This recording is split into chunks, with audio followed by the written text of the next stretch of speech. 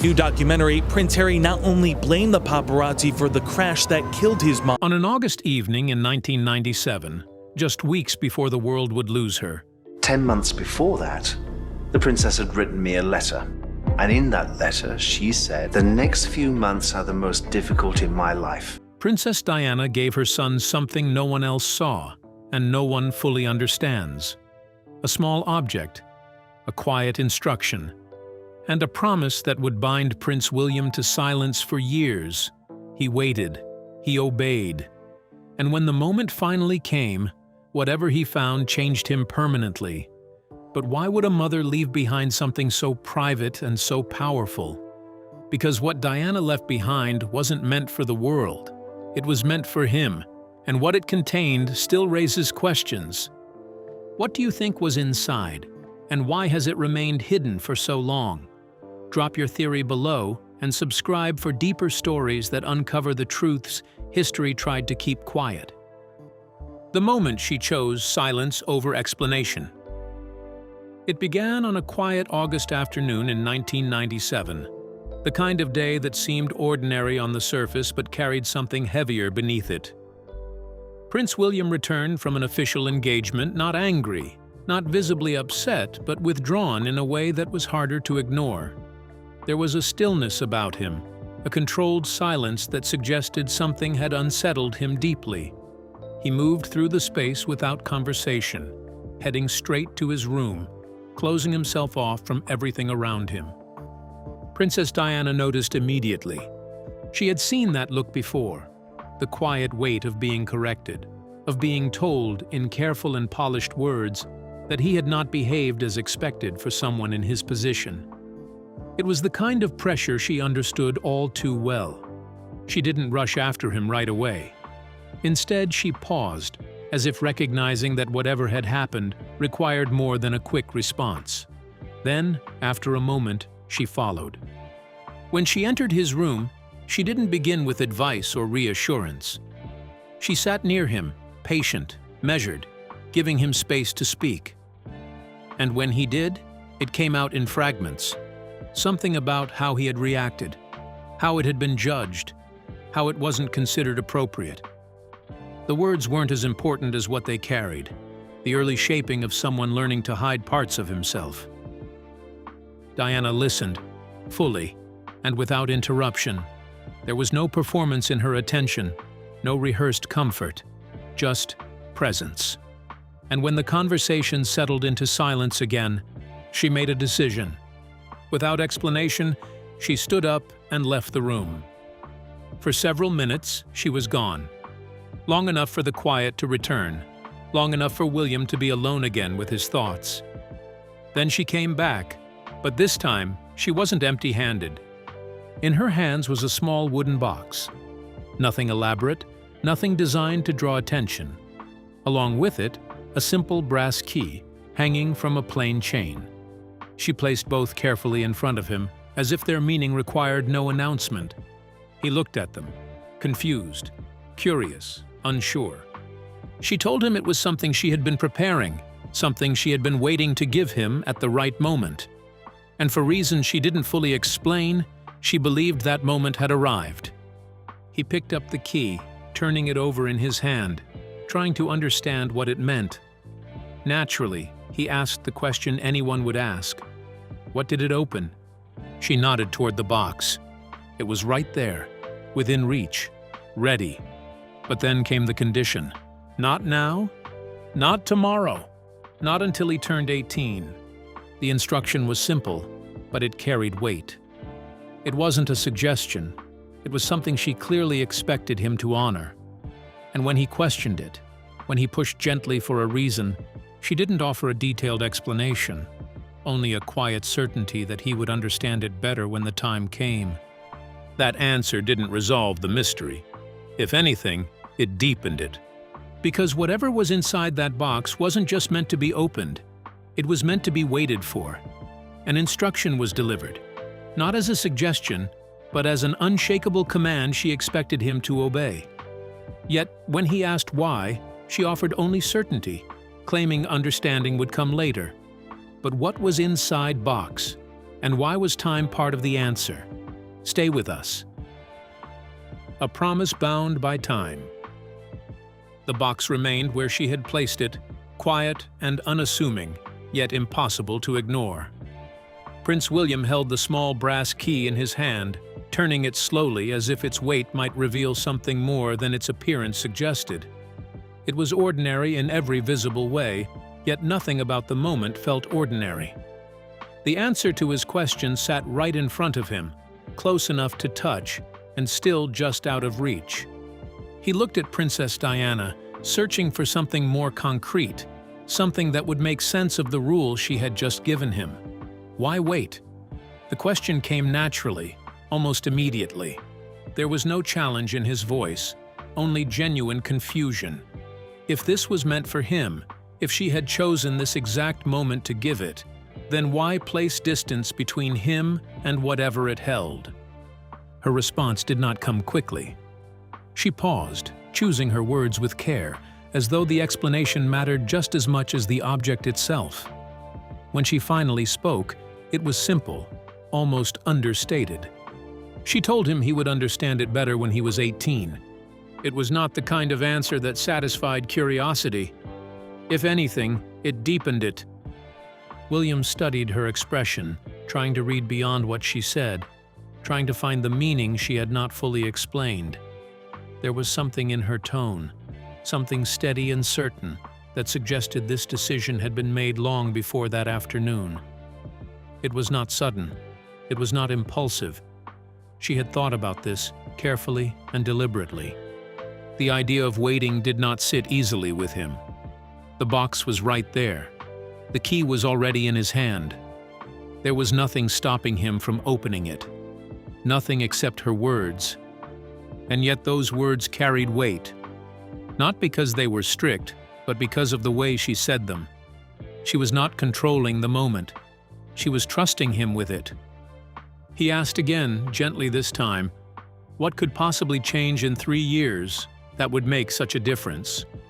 What would he understand then that he could not understand now? She did not give him a list of reasons or a detailed explanation. Instead, she offered something quieter, something that felt less like instruction and more like belief. Some things, she implied, only make sense when a person has grown into them, not because they are complicated, but because the person receiving them has changed. That idea lingered between them. It shifted the meaning of the box itself.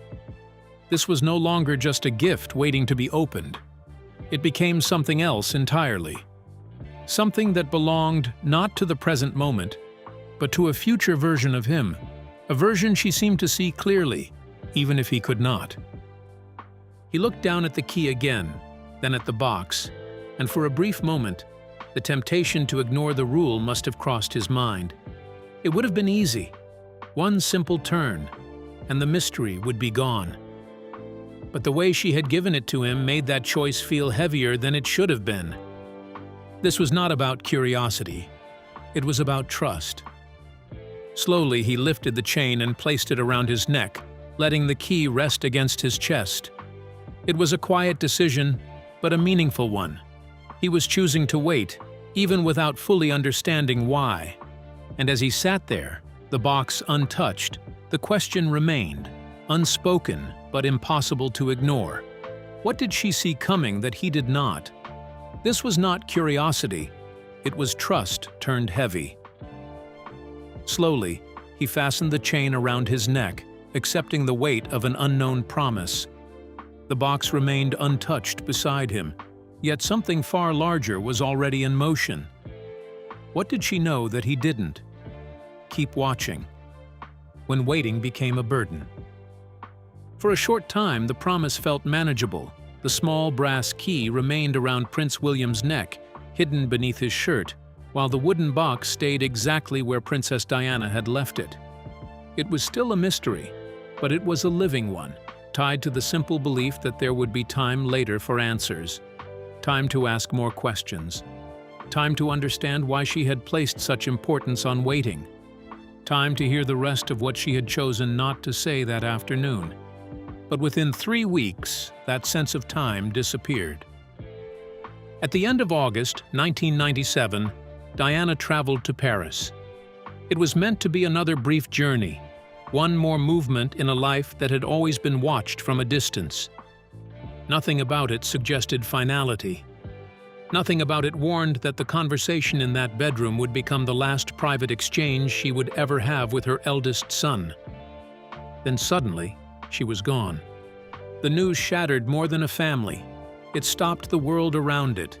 And for William, still only 15 years old, grief arrived, carrying something deeply personal that no one else could fully see. Alongside the loss of his mother, he was left with the unfinished weight of that final gift. The key was still his. The box was still unopened.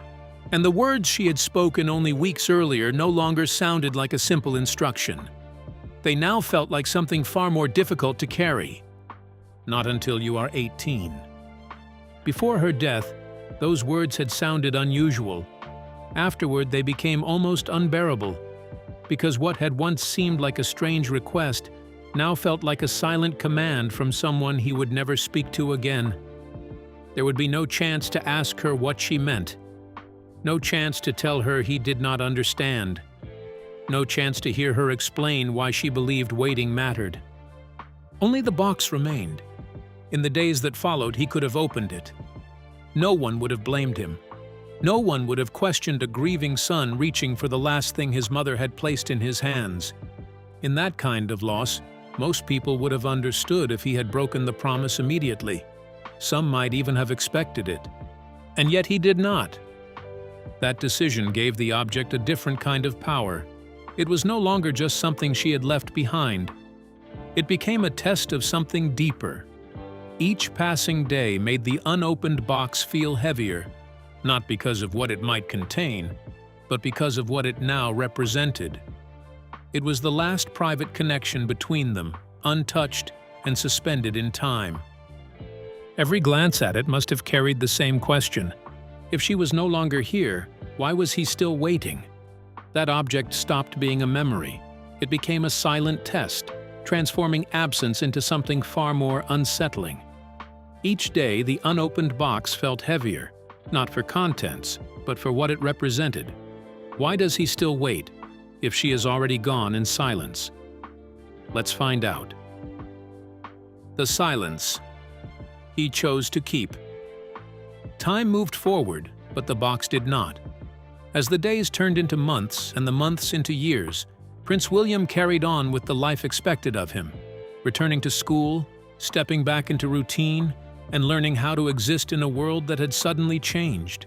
Yet among everything that continued, one thing remained exactly as it had been left.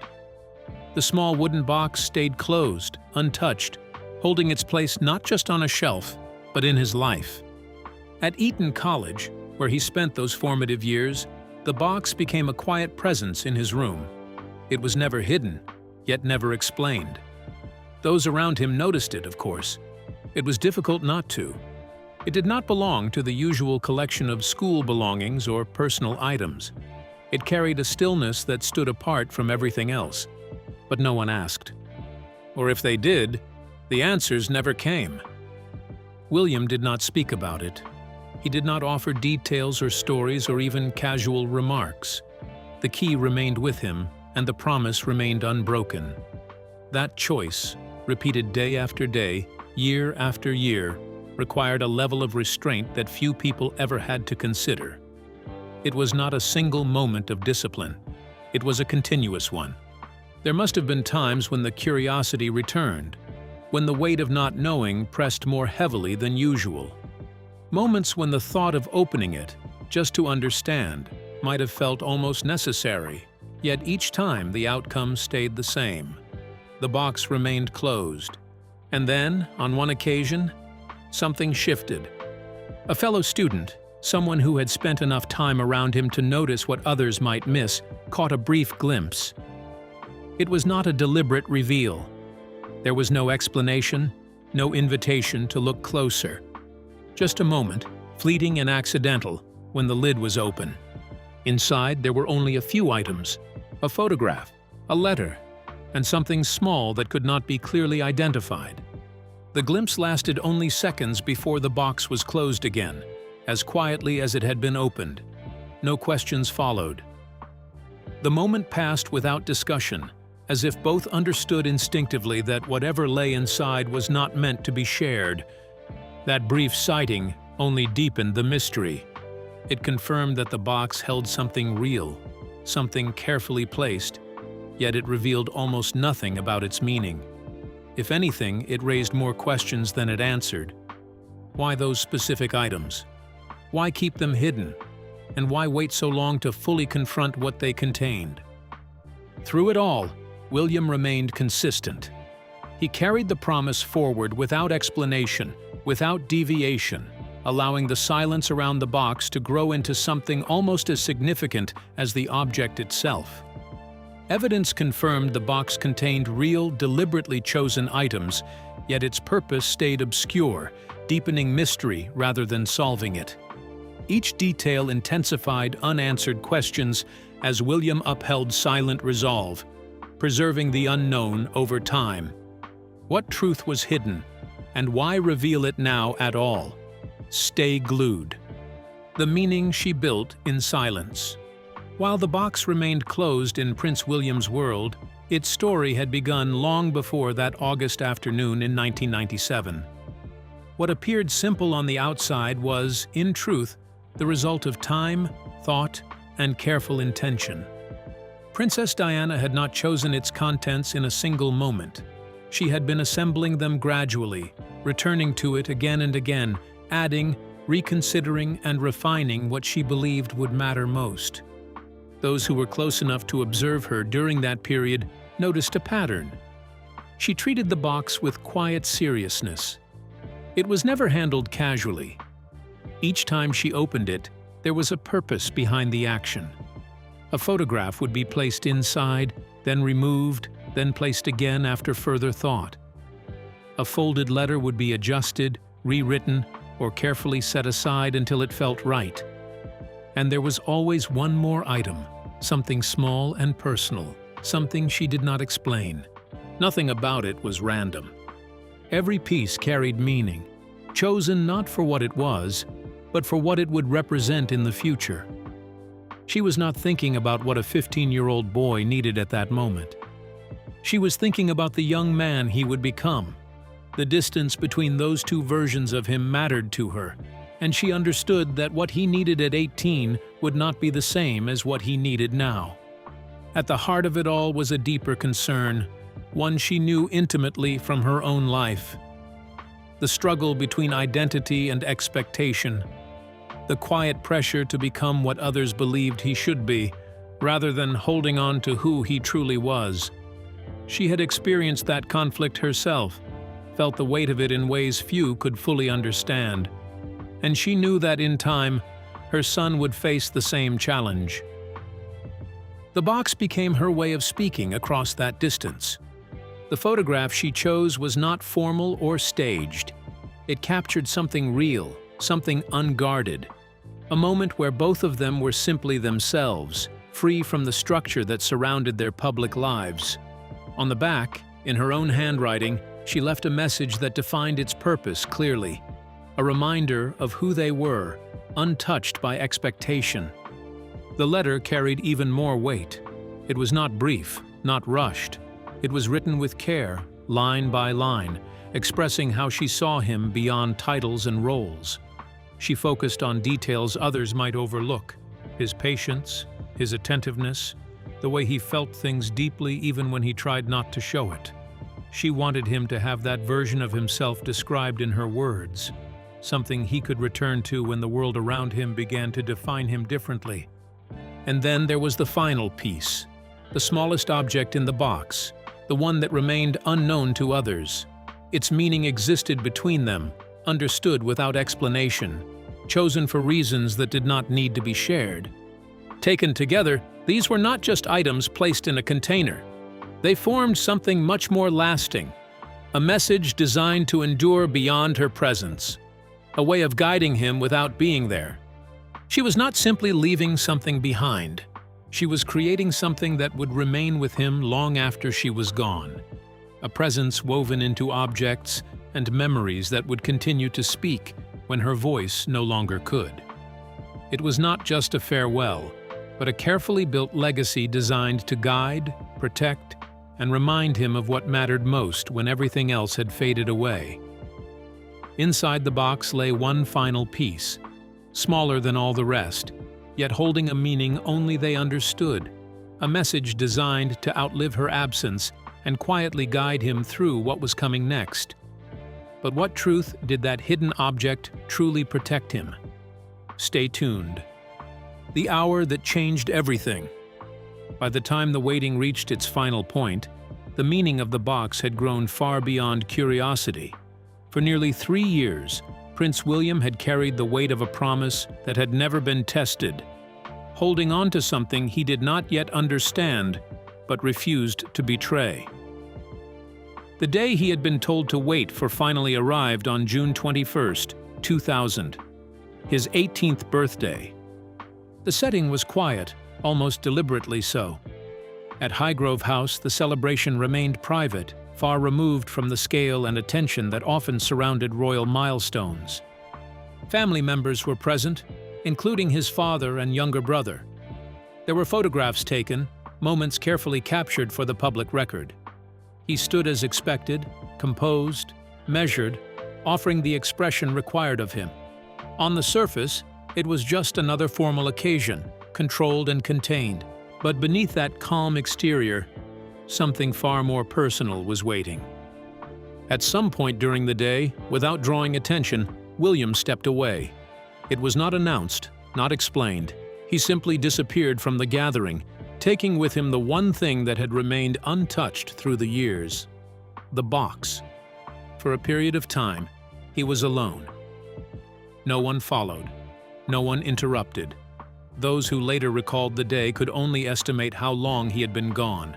Perhaps an hour, perhaps slightly less. What mattered was not the exact length of time, but what happened within it. For the first time since that August evening in 1997, the moment had finally arrived. The promise met its end. The waiting was over. When he returned, there was no outward display of emotion, no visible sign of what he had just experienced.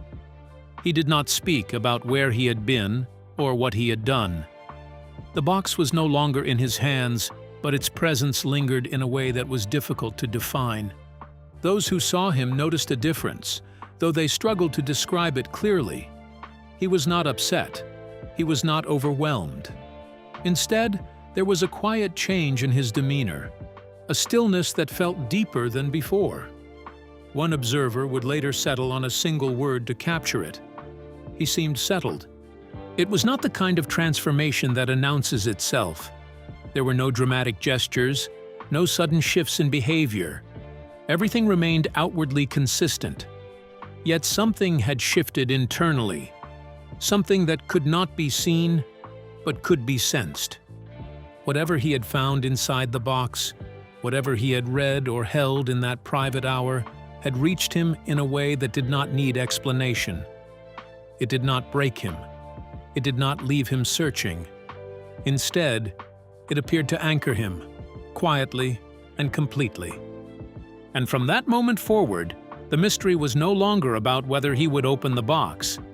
It became about what exactly had changed when he finally did, as if the moment itself had rewritten everything that came before it, leaving behind questions no one could answer and consequences no one had fully anticipated, forcing everyone involved to reconsider what they believed was certain and whether the shift was ever truly accidental or carefully set in motion. It was a transformation without spectacle, no outward change, yet something irreversible had shifted within him after opening the box. Whatever he encountered did not break him, but anchored him in silence. So what exactly did that hidden message change inside him forever, and why? Let's unravel the truth. What remained inside the silence?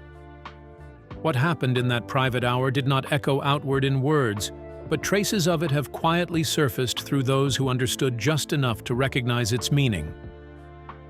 When Prince William finally opened the box, he found exactly what Princess Diana had spent so long preparing.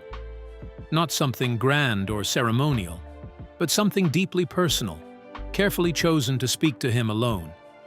Inside was a photograph, not an official portrait, not something staged for public view, but a simple image taken in an unguarded moment. It showed them together, relaxed, mid-laughter, untouched by expectation or formality. It captured something real, something that could not be recreated in front of cameras. On the back, in her own handwriting, were words that carried quiet certainty, a reminder of who they were beyond everything the world expected them to be. There was also a letter. Several pages long, written by hand, it held more than just thoughts. It carried her voice in its most natural form, free from caution or performance. In it, she did not speak to a future king or a public figure. She wrote to her son. She described him as she had come to know him for over 15 years. His patience, his attentiveness, the way he listened fully when others spoke, the way he felt deeply, even when he tried to hide it. These were not observations meant for display. They were truths she wanted him to hold on to, especially for the moments when the world around him would try to define him differently. And then, there was the final object. Small, personal, and never publicly identified, it remained the most private part of what she left behind. Those who caught only a brief glimpse could not fully describe it, and those who might know have never spoken. Its meaning existed in a space that did not require explanation, something understood between mother and son without the need for words. Yet perhaps the most powerful detail was not placed inside the box, but written within it. On the inside of the lid, in the same familiar handwriting, was a message that did not speak to duty or expectation. It spoke to something far more enduring, a simple expression of pride. A mother's voice, preserved exactly as she intended, reaching across time to meet him at the moment he would need it most. What he found was not guidance shaped by institution or role. It was something steadier, something grounding. It reminded him of who he was before the weight of responsibility could fully take hold. It gave him something to return to, something that could not be altered by public life or expectation. And yet, despite the depth of what it contained, he has never chosen to speak about it publicly. Not in interviews, not in passing, not even in the most reflective moments. The silence has remained intact, not out of avoidance, but out of intention. Because some things are not meant to be explained. They are meant to be kept.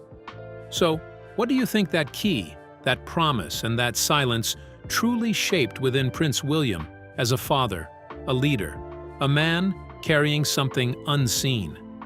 We'd like to hear your thoughts in the comments. Don't forget to like, share, and subscribe.